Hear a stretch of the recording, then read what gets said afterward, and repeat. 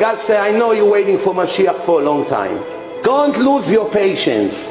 Even if he disappointed you so far, even he's getting delay, התמהמה, חכה לו, כי בוא יעבור לא יאחר. He will come, I promise. He will not be late. It looks like that he's late. When he come, everybody will understand that it was in the perfect timing. And you've heard this midrash before. You remember the midrash that among the tribe of Ephraim, there was a group that left 30 years early. You remember this midrash? And they were all killed. They all died in the wilderness. And when Ezekiel, Yecheskel, saw the vision of the dry bones, God took him to the wilderness and showed him the bones coming back to life. Right. Who were those bones? Who were those skeletons? We say, the midrash says, those were the bones of the children of Ephraim, of the bnei Ephraim, who left 30 years early. They didn't wait to be saved by God. Why did they leave 30 years early? Because they had a prophecy from Abraham that your children will be slaves for 400 years. That your children will be in a foreign land for 400 years. So the bnei Ephraim, after 400 years, said, hey, time's up. We've been here 400 years. Let's go. And so they left early, 30 years early, after 400, and were all killed. And then Ezekiel saw them come back to life and be resurrected. Right? That the midrash says that. So that midrash, and we've all heard it. It's a very popular one. That midrash is based on the fact that they really were in Egypt 430 years, and that bnei Ephraim left, or a portion of that tribe left 30 years early. Now, why is this important? What does this matter? The 430 or the 210. So let's be out of the box for a second. Okay, this requires going out of the box. The year is 5783. We know that. There's no disputing that. Your calendar says so. However, that's based on the 210 years. But what if we go with the pshat of the Torah and with those midrashim that say that they were there for 430 years? That means we'd have to add 220. We would have to add 220 years to our counting, which means that we're not in 5783. It means that we're in 6003, which means we've already passed 6,000. Tana Deve Eliyahu, it's 6,000 years of civilization. That's another fundamental Jewish belief. So could it be that we've already passed 6,000?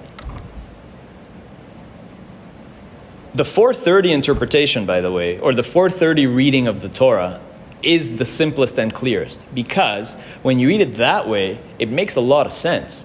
Because there, the Jewish people, the Israelites, expected to be in Egypt 400 years, the deadline passed, and where is the salvation?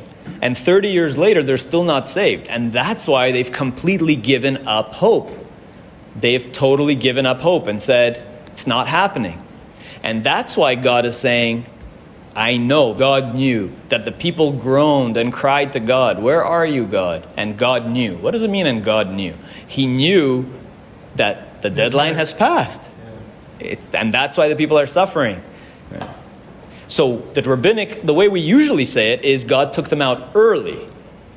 But another way of saying it, which is more in line with the pshat, is no, he took them out late.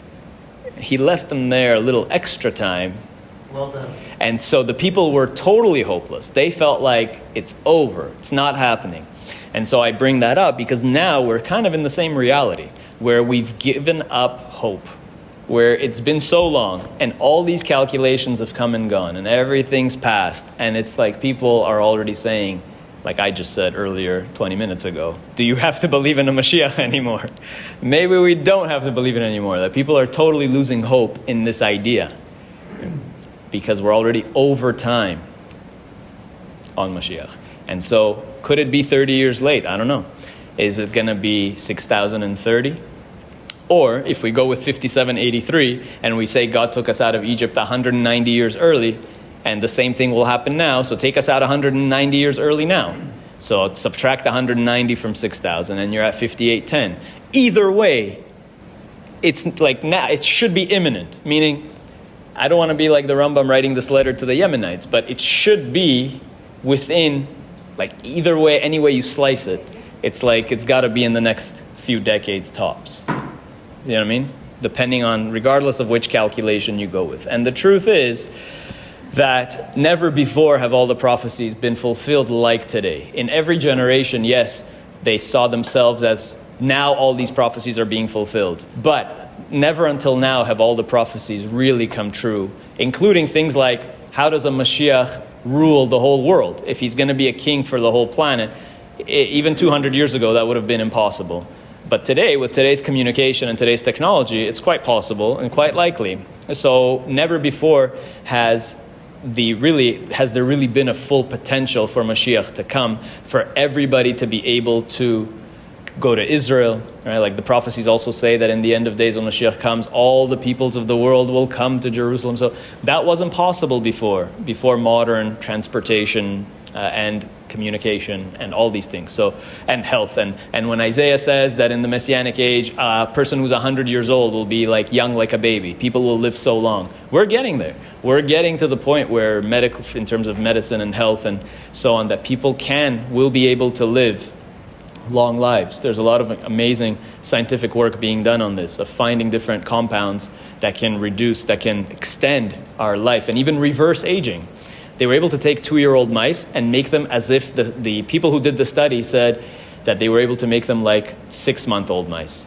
They said it was like the equivalent of making a 60-year-old a 20-year-old.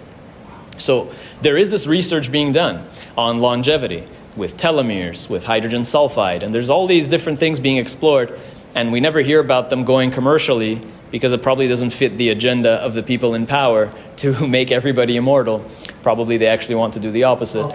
But nonetheless, it's coming. The technology is there. So I think never before has there been an ability for that messianic age to actually take place. So now for sure we are at the end of history and all the prophecies really have been fulfilled, every single one, and we've passed all the deadlines. So it's got to be now or never.